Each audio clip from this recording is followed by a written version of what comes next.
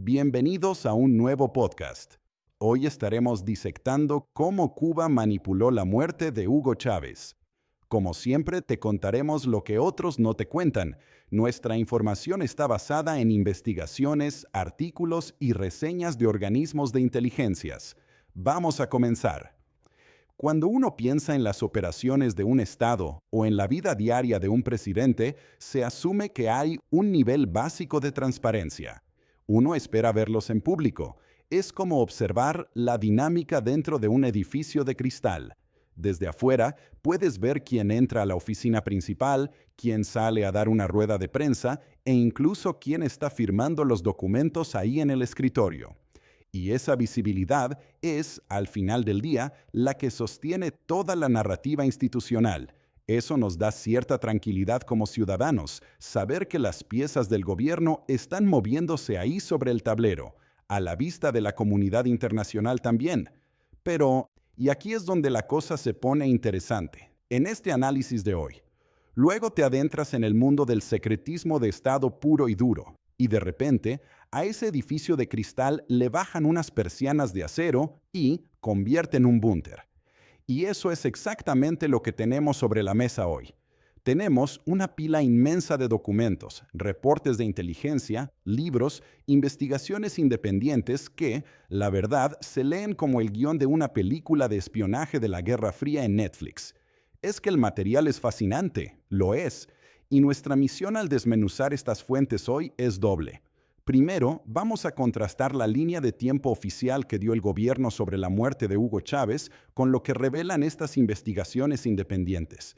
Ese evento tan específico abrió la puerta para que el gobierno de Cuba se instalara de manera casi permanente en la maquinaria estatal de Venezuela. Antes de arrancar, creo que hay que poner las cartas sobre la mesa para quienes nos escuchan. Esto es súper importante. Es que estamos manejando fuentes que documentan narrativas políticas que son sumamente polarizadas. En estos papeles vas a encontrar de todo, desde teorías de armas biológicas impulsadas por agencias estadounidenses hasta acusaciones de conspiraciones macabras orquestadas en los pasillos de La Habana. Hay que dejar muy claro que no estamos aquí para tomar partido por ninguna facción política, ni tampoco para decir, esta conspiración es la verdad absoluta. Nuestro rol es otro. La idea es actuar como un puente. Queremos examinar lógicamente qué dicen estos documentos, cruzar los datos y entender cómo un apagón informativo de esta magnitud logró alterar el destino de un país entero. Y lo del apagón informativo es literal. Sí, es que el gancho de toda esta historia, que me vuela la cabeza, es el misterio logístico. ¿Cómo es humanamente posible que un líder con ese nivel de exposición mediática desaparezca del radar internacional durante meses, pero la maquinaria oficial en Venezuela siga emitiendo decretos con su firma electrónica, como si estuviera sentado ahí en Caracas tomando un café? Como si nada pasara. Arranquemos con la versión oficial. La historia gubernamental oficial nos da una cronología que, en la superficie, parece muy ordenada. Nos dicen que hay un diagnóstico inicial de cáncer a mediados de 2011. Luego, nos relatan que el mandatario se somete a 4 cirugías altamente complejas, todas en La Habana. Y finalmente, la versión que quedó estampada en los libros de texto es que el fallecimiento ocurre el 5 de marzo de 2013, en Caracas, en el Hospital Militar en Caracas, a las 4:25 de la tarde. Y esto fue anunciado en televisión nacional por Nicolás Maduro. Esa es la versión pulcra, la que todos vimos en las noticias. El tratamiento dejó de ser un asunto interno de Venezuela. De la noche a la mañana, el monopolio absoluto de la información clínica se mudó a La Habana y se convirtió literalmente en un secreto de Estado cubano. Y la reestructuración del círculo íntimo del presidente es fascinante, sobre todo desde el punto de vista del control de crisis, porque los reportes indican que Chávez fue rodeado por un equipo de más de 20 especialistas y miembros de seguridad cubanos. Sí, una locura. Pero lo crítico aquí no es la cantidad de médicos, sino quién tenía la autoridad final. Las filtraciones apuntan a que solo Fidel Castro y su hermano Raúl tenían acceso real a los expedientes clínicos completos. Los médicos venezolanos no pintaban nada ahí, nada. Ellos, los Castro, decidían qué se le informaba al círculo político en Caracas e incluso, escúchalo bien, a los propios familiares del presidente. El nivel de aislamiento era tal que, leí en los reportes, que incluso rechazaron ayuda de aliados de primera línea. El caso de Brasil. El caso del entonces presidente de Brasil, Lula da Silva. Él intentó intervenir. Él puso a disposición las instalaciones del Hospital Sirio-Libanés en Sao Paulo, que para quienes no lo saben, es un referente mundial en temas de oncología. Una maravilla de hospital. Pero allí, los médicos brasileños tenían que tener el control del diagnóstico y de la información. Aquí entra uno de los elementos más absurdos de toda la historia, que es el papel del periodista venezolano Nelson Bocaranda, personaje clave. Imagínate una obra de teatro donde el actor principal, el protagonista, que tiene todos los diálogos, desaparece apenas empieza el tercer acto. El teatro se queda a oscuras, el público murmura confundido, y la única información que reciben son pequeñas notas arrugadas que alguien pasa por debajo del telón, escritas por un director que ni siquiera está en el país. Exacto. El gobierno tenía todo el aparato de medios estatales a su disposición, cadenas de radio, televisión, periódicos, pero la información clínica real, la verdad, la estaba publicando un periodista desde su cuenta de Twitter. Es que el fenómeno Bocaranda ilustra perfectamente el colapso de la comunicación oficial. En junio de 2011, el gobierno mantenía un silencio absoluto sobre el estado de salud. Vendían la idea de una simple lesión de rodilla o absceso pélvico. Sí, minimizaban todo, todo. Y de pronto, Bocaranda, desde un fin de semana en la playa, publica la noticia del cáncer. Sus fuentes estaban directamente infiltradas en los hospitales en Cuba. Es que eso es tener buenas fuentes. Y la filtración fue tan precisa y contundente que obligó al propio Chávez a salir en televisión días después a confirmar el diagnóstico. Le rompió la estrategia original de ocultamiento por completo. Resulta que en la víspera de Año Nuevo, a finales de 2012, la incertidumbre internacional era tan pero tan grande que el entonces presidente de Colombia, Juan Manuel Santos, tuvo que llamar directamente por teléfono a Nelson Bocaranda. Sí, es increíble. Un jefe de Estado extranjero llamando a un periodista, porque los canales diplomáticos formales y los ministerios en Caracas no decían absolutamente nada o peor, no sabían nada. Y esa anécdota de Santos es el síntoma perfecto del vacío institucional. Y esto nos empuja hacia un territorio mucho más oscuro de las fuentes. Porque al no existir un parte médico creíble, independiente, ni mucho menos una autopsia pública, se abrió un abismo. Y ese abismo se llenó rapidísimo, con testimonios de desertores militares, exfiscales y diplomáticos que comenzaron a armar líneas de tiempo que contradicen frontalmente la versión del 5 de marzo. Es que es como si estuvieras en una sala de interrogatorios de la policía, cruzando las coartadas de 5 sospechosos distintos de un mismo caso, y de repente descubres que absolutamente ninguno de los relojes está sincronizado. Las fechas de defunción en estas fuentes están esparcidas por todo el calendario de diciembre de 2012. Revisemos esas coartadas documentadas porque son clave. Por un lado, tenemos los reclamos de figuras diplomáticas como Guillermo Cochés, que era el ex embajador panameño ante la OEA. Él afirmó de manera súper categórica que el mandatario fue diagnosticado con muerte cerebral y desconectado de las máquinas de soporte vital el 24 de diciembre, Nochebuena. Luego, la trama se complica con figuras de alto nivel del propio gobierno venezolano, por ejemplo, Luisa Ortega Díaz, la que fue fiscal general. Esa misma, una pieza fundamental de la estructura de poder. Ella relata en sus memorias que recibió una llamada del poderoso dirigente Diosdado Cabello confirmando que el deceso ocurrió el 28 de diciembre. Pero según ella, horas después, él mismo se retractó de la llamada. Y esa fecha, el 28 de diciembre, fíjate que coincide increíblemente con el testimonio del capitán Lemsi Salazar. Y ojo, Salazar no era un burócrata cualquiera que pasaba por ahí. Era el jefe de seguridad del primer anillo del presidente Chávez, el hombre que le cuidaba la espalda 24/7. Y él asegura que el paro respiratorio final sucedió a las 4 de la madrugada de ese día 28 en Cuba. Y por si fuera poco, los libros de investigación de autores como Pablo Medina señalan el 30 de diciembre. Entonces, las diferencias son de días entre estas fuentes independientes, pero la discrepancia con la versión oficial del 5 de marzo del año siguiente es de meses.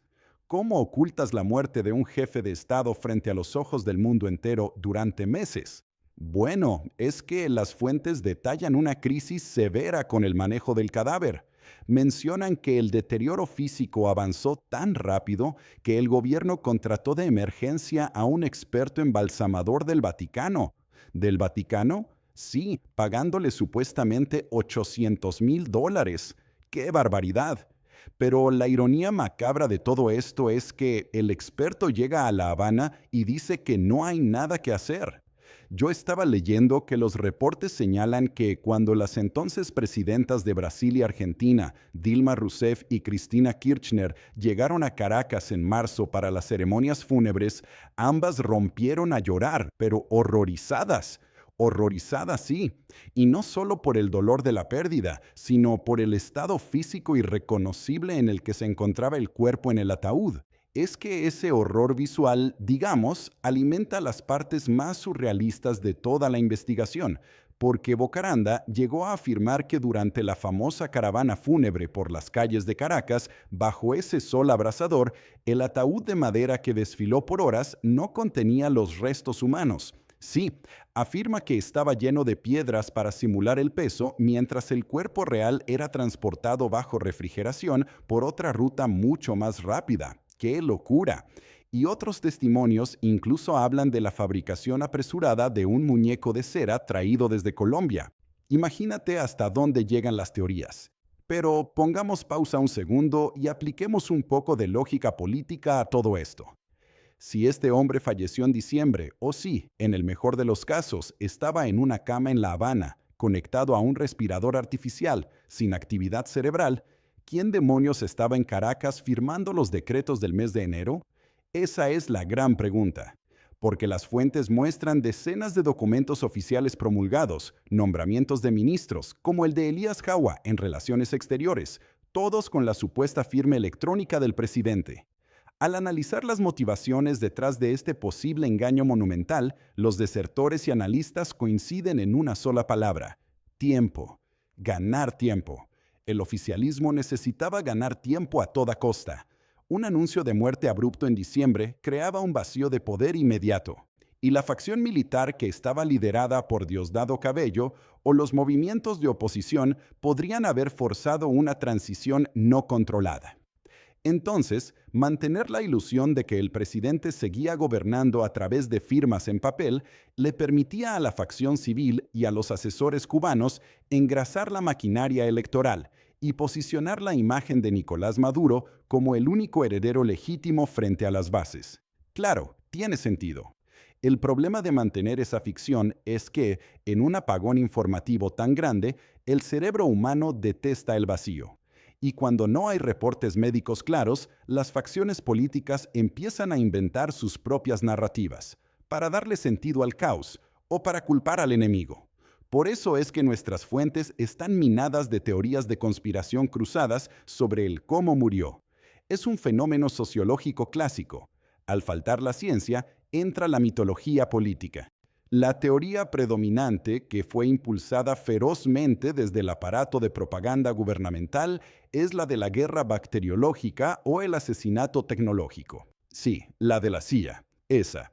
Sostienen que agencias de inteligencia, específicamente la CIA, utilizaron nanotecnología avanzada, armamento electromagnético, para inocular células cancerígenas agresivas en el cuerpo de Chávez durante actos públicos. Suena de ciencia ficción total.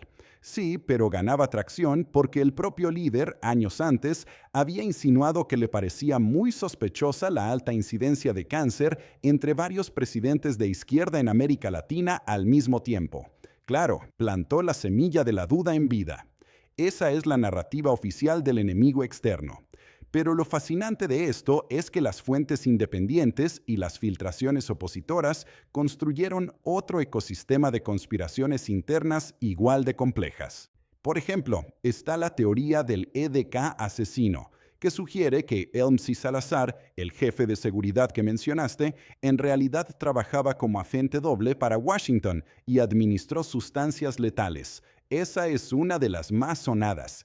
Y luego están las hipótesis más sensacionalistas, que apuntan infiltrados de Hollywood, o sea, sugiriendo que actores como Sean Penn o modelos como Naomi Campbell jugaron un papel en la inoculación simplemente porque tuvieron reuniones muy cercanas con él antes del diagnóstico. Es que la creatividad conspirativa no tiene límites. E incluso, fíjate, llegamos al nivel de la cibernética y el esoterismo, porque tenemos supuestas filtraciones del grupo de hackers Anonymous.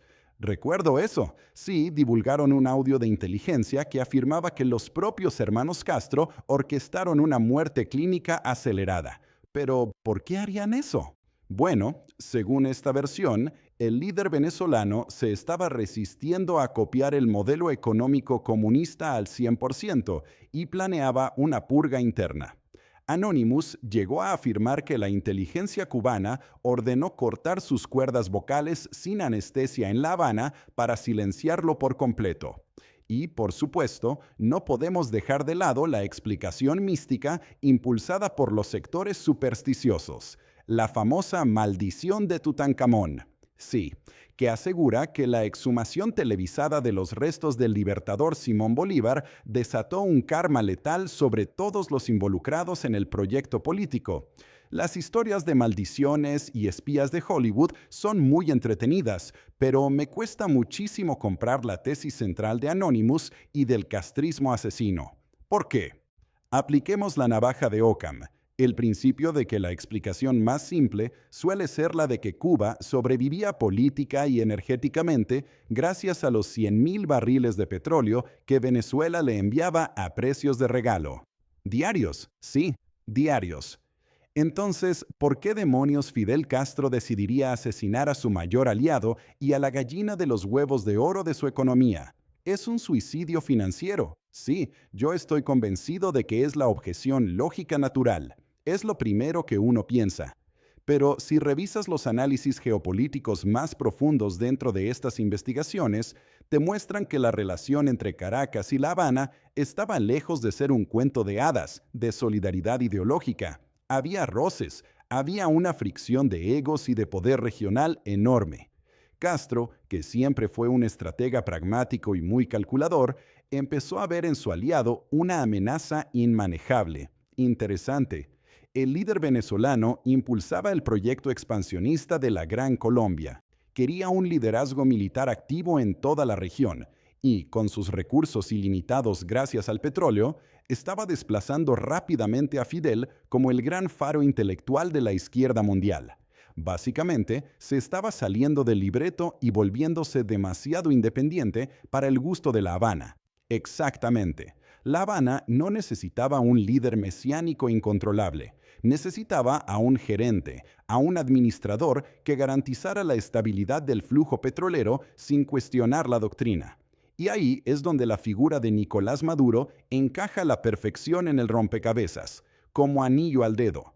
Maduro fue formado ideológicamente en su juventud en la Escuela de Cuadros Políticos Nico López, allá en Cuba, y los reportes psicológicos y políticos en nuestras fuentes lo describen de una manera muy particular. ¿Cómo lo describen? Como alguien menos brillante intelectualmente, carente del carisma arrollador de su predecesor y sobre todo mucho más dócil ante las directrices de la inteligencia cubana. Era la pieza ideal para asegurar la supervivencia energética de la isla. Lo veían mucho más manejable. Pero claro, para que ese plan funcionara y La Habana pudiera gobernar en la sombra a través de este nuevo gerente, primero tenían que garantizar que se sentara en la silla presidencial. Y ese no era un detalle menor. Para nada, porque eso requería hacer una gimnasia legal monumental para saltarse lo que decía la propia Constitución venezolana. Y aquí es donde entra el tecnicismo, la famosa fecha del 10 de enero de 2013. Sí, este es uno de los episodios de autoritarismo legal más estudiados en la región. El jurista Alan Brewer Carias lo explica con una precisión milimétrica en los documentos que tenemos. Resulta que el artículo 233 de la Constitución de Venezuela era muy específico respecto a los vacíos de poder.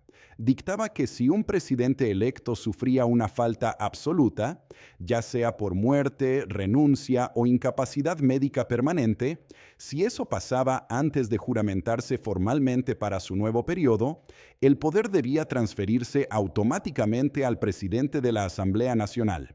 Y en ese instante, ese cargo lo ocupaba Diosdado Cabello, el rival interno de Maduro. Así es, y Cabello tendría la obligación constitucional de convocar elecciones en 30 días. Pero claro, el problema era que el presidente electo estaba supuestamente en coma o, bueno, fallecido en una cama en Cuba, por lo que era físicamente imposible que estuviera en Caracas el 10 de enero para levantar la mano derecha y juramentarse para el nuevo periodo 2013-2019. Imposible. Esa misma medianoche se quedaban sin piso legal. Y el vacío legal que se formaba era inmenso. Y la solución que encontraron no fue seguir la ley, sino crear una ficción jurídica completa. A ver, el Tribunal Supremo de Justicia, que para entonces ya operaba casi como una extensión política del Poder Ejecutivo, emitió una sentencia donde inventaron de la nada un concepto nuevo, la famosa continuidad administrativa. ¿Y eso qué significaba en la práctica? Argumentaron que, como el presidente ya estaba en el poder y simplemente había sido reelecto, no necesitaba una nueva juramentación y, por lo tanto, todo su gabinete. Imagina que estás jugando Monopolio. Sabes que en tu próximo turno vas a caer en bancarrota según el manual impreso, pero en lugar de ceder tus propiedades, decides inventar una regla nueva a mitad de la partida para seguir cobrando, simplemente porque eres el dueño del tablero. Y la jugada maestra de este monopolio político se concreta en marzo, porque cuando finalmente anuncian la muerte en televisión, Maduro no le entrega la presidencia a la Asamblea Nacional como mandaba el artículo 233. No, se pone una banda y se autoproclama presidente encargado, compitiendo en las siguientes elecciones usando absolutamente todo el poder del Estado a su favor. Y justamente ese, es el punto de inflexión estructural. Al lograr retener el poder a través de este malabarismo inconstitucional, una maniobra que, por cierto, fue diseñada, asesorada y respaldada internacionalmente por La Habana, la nueva administración adquirió una deuda política impagable con el castrismo. Maduro sobrevivió políticamente gracias a la maquinaria cubana, y el precio a pagar fue altísimo. Fue ceder las llaves de la arquitectura de seguridad del Estado venezolano. Y aquí es donde aterrizamos en el núcleo operativo de nuestro análisis, la famosa cubanización de Venezuela. Pero revisando los papeles, uno se da cuenta de que esto no fue una invasión de la noche a la mañana. No llegaron paracaidistas cubanos a Caracas un martes. Fue un proceso de erosión lento que empezó mucho antes. Sí, las raíces de esta intervención se trazan desde el año 2007. Fíjate, ese año el gobierno chavista sufre su primera gran derrota electoral en un referéndum constitucional. El de la reforma, sí, exacto. Y la paranoia de perder el poder empuja a la firma de 15 acuerdos secretos en 2008 entre Caracas y La Habana. Estos convenios le otorgaron a oficiales militares y de inteligencia cubanos acceso sin restricciones para asesorar, reestructurar y auditar a las Fuerzas Armadas de Venezuela. Y asesorar, la verdad es una palabra muy diplomática para lo que realmente pasó ahí. Modificaron el ADN del Estado, lo rehicieron por completo, agarraron la inteligencia militar tradicional y crearon la DGSIM, agarraron la policía política y la convirtieron en el SEBIN, y modelaron todo esto directamente sobre los manuales de tortura y espionaje del G2, el temido Servicio Secreto de Cuba. Incluso crearon agencias nuevas, como el CESPA, que su única función era centralizar cada pedazo de información electrónica y ciudadana. Las estadísticas de las fuentes son aterradoras. Estiman que el 20% de la inmensa cantidad de cubanos enviados a Venezuela se dedique exclusivamente a labores de inteligencia. Es que lo que ocurrió fue un cambio radical en la doctrina militar. Históricamente, el ejército venezolano estaba diseñado y entrenado para defender las fronteras, contra enemigos externos o posibles invasiones, como cualquier ejército normal. Pero la inteligencia cubana inyectó la doctrina del enemigo interno. El objetivo principal de todo el aparato de seguridad pasó a ser la vigilancia extrema sobre sus propios generales, soldados, ministros y sobre todo ciudadanos. Institucionalizaron la paranoia para neutralizar cualquier conato de rebelión mucho antes de que siquiera se organizara en los cuarteles. Es que cuando lo pones en perspectiva comercial es alucinante. Y logran, a través de estrategias de inteligencia, que su modesto Departamento de Recursos Humanos y Seguridad tome el control total de la junta directiva de una multinacional petrolera gigante, con los recursos naturales más grandes del planeta. Sí, la analogía encaja perfectamente con la realidad operativa. Los testimonios de militares disidentes que tenemos en los reportes revelan que esta presencia no se limita solo a oficinas diplomáticas lejanas, no, están en todos lados. Funcionarios y oficiales cubanos tienen poder de decisión real dentro del SAIME, que es el organismo que emite los pasaportes y controla la identidad de los ciudadanos y las fronteras. Imagínate. Están incrustados en los puertos, en los aeropuertos, en las salas de redes de PDVSA, la gran estatal petrolera. Y lo más delicado de todo, operan de forma permanente dentro del Fuerte Tiuna, el complejo militar más importante del país. Esto tiene consecuencias físicas devastadoras para los ciudadanos de a pie. Devastadoras, sí. Cuando revisamos los informes de organizaciones de derechos humanos, como la Misión de Determinación de Hechos de las Naciones Unidas o los expedientes de fundaciones como Cubazuela, el impacto es clarísimo. Demuestran que no solo eran observadores, para nada. Demuestran cómo estos asesores cubanos no solo observaban, sino que dictaban los métodos y tácticas de represión sistemática y tortura sistemática que las fuerzas venezolanas aplicaron brutalmente para aplastar las protestas civiles masivas de los años 2014 y 2017. Convirtieron a las instituciones en máquinas diseñadas para sofocar cualquier tipo de disenso político. A través del secretismo llevado al absurdo, el ocultamiento deliberado de información médica y una audaz manipulación de los mecanismos constitucionales, un régimen que era altamente personalista fue desmantelado desde adentro.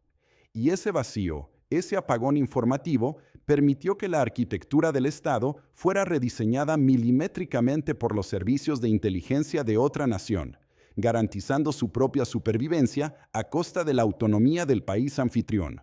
Dejaron de seguir el carisma de un solo hombre para pasar a ser controlados por los algoritmos represivos de un sistema externo. Y creo que eso nos deja con una reflexión bastante oscura, pero necesaria para quienes nos escuchan hoy. Volviendo a nuestra imagen inicial del búnker y las decisiones a puerta cerrada, si una maquinaria de inteligencia extranjera logró secuestrar el diagnóstico de un presidente, ocultar la realidad de su destino frente a las cámaras del mundo entero durante meses y usar esa neblina para reescribir las leyes y tomar el control militar de un Estado soberano, es una locura cuando lo dices así todo junto. Lo es, y nos lleva a preguntarnos seriamente, ¿cuántas de las grandes decisiones políticas y crisis institucionales que vemos hoy en las noticias son en realidad libretos redactados en absoluto silencio en oficinas a miles de kilómetros de distancia? Gracias por tu apoyo. No olvides de suscribirte, comentar y darnos un me gusta para que a otros usuarios les pueda llegar esta importante información.